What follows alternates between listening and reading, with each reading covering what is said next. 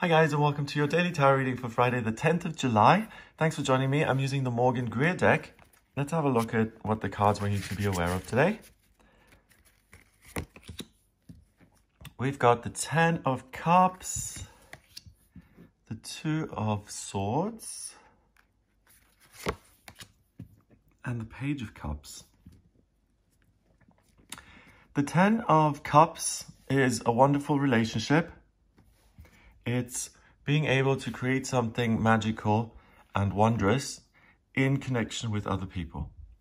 And it's a card that says, don't expect the worst. Meet people with an open heart, with joy, be welcoming, and other people will meet you on that level. And together, you can create something that's much stronger than if you'd only worked on it by yourself. It's like a community of people. The more diverse it is and the more different influences you have, the richer the tapestry is going to be at the end of all of it. So this is about teamwork. It's about happy families. It's about working together on something greater. And the things that are implied in all of that is selflessness, a sense of respect and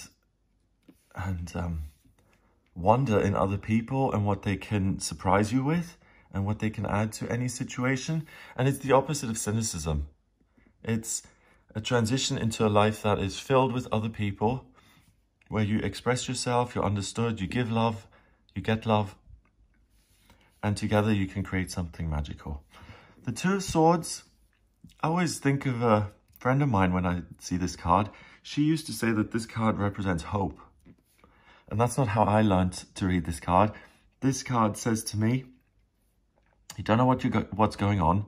Because of that, you're afraid and you become defensive and you put up these faulty barriers between yourself and other people that isolate you in this sea of emotion where you have no idea. So my hope is a little bit more positive. So combining that, if you don't know what's going on and you have these fearful ideas in your mind, don't use these swords and just swing them blindly. Keep those things to yourself.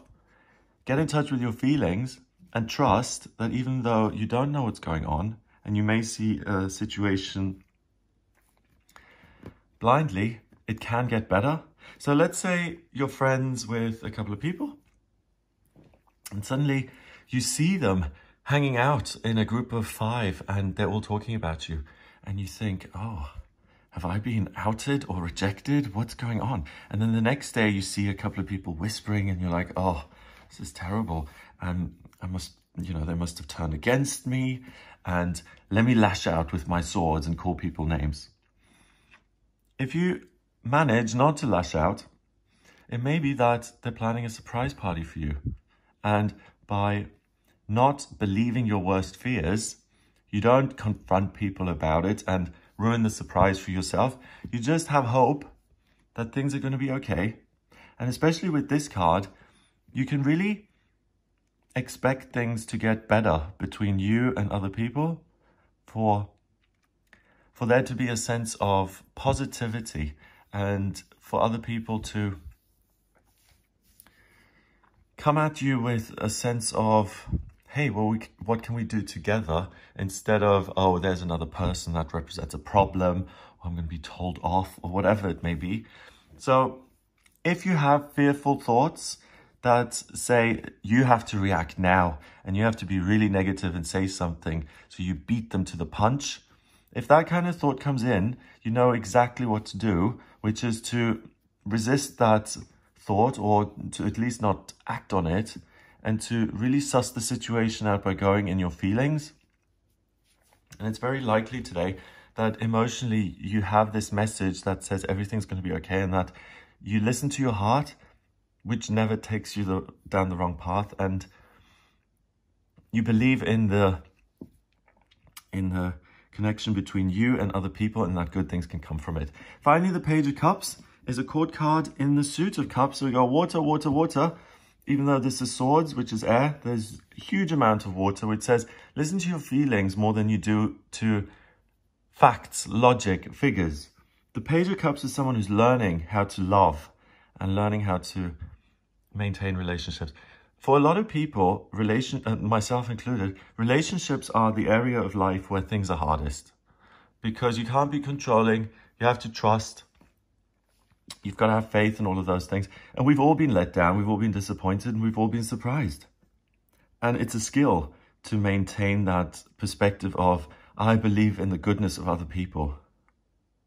I believe in the goodness of other people, and we all should. We're all born the same way, and we all take erroneous action when we're put under pressure and we're full of fear. So I think today as well, you understand that someone's behavior and the person behind that behavior, they're two different things, and you can kind of see past certain behaviors, things that are being said, and you can look beyond that and see the goodness in that person. And that in itself gives you hope, and it creates an environment where that person can actually say, hey, I'm not being judged here. I'm behaving this way because I'm insecure, for example, and I just want to make a huge spectacle of myself so people can't see the scared little person behind the facade.